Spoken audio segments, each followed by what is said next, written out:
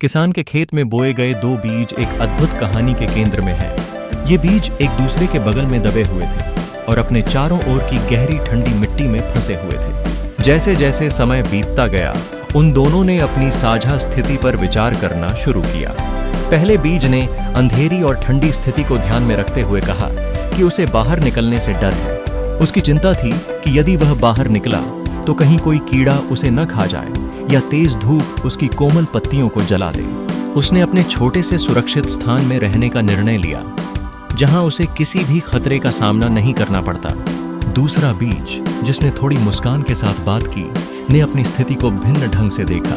उसने अपने डर को स्वीकार किया, लेकिन साथ ही यह भी कहा कि ऊपर की दुनिया में जाने का उसका सपना है।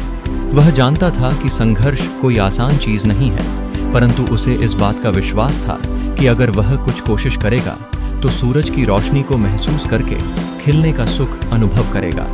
इसके लिए उसने मन में एक ठान लिया कि उसे अपनी जड़ें गहराई में डालनी होंगी ताकि वह मजबूत हो सके।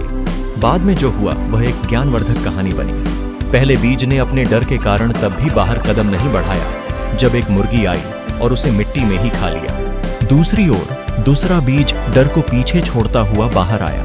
उसने अपनी कोमल टहनियों से सख्त मिट्टी को काटा और निडर होकर आसमान की ओर बढ़ा। धीरे धीरे वह एक विशाल फलदार वृक्ष बन गया। उसकी छाया लोगों के लिए ठंडक बन गई और उसके मीठे फल हर किसी की जुबान पर चढ़ गए। यह कहानी हमें जीवन के महत्वपूर्ण सबक सिखाती है। हमें याद रखना चाहिए कि डर सभी को होता है, लेकिन जो लोग उस डर का सामना करने के लिए आगे बढ़ते हैं वही इतिहास बनाते हैं। जैसे पहले बीज ने अपने डर के कारण अपनी संभावनाओं को खो दिया, वैसे ही हमें भी अपने सुरक्षित स्थान में बसने से बचना चाहिए।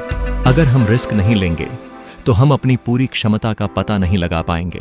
आज का संघर्ष कल की मजबूती बनता है। इसलिए मिट्टी चीरकर बाहर निकलें और दुनिया को दिखाएं कि आप क्या बन सकते हैं।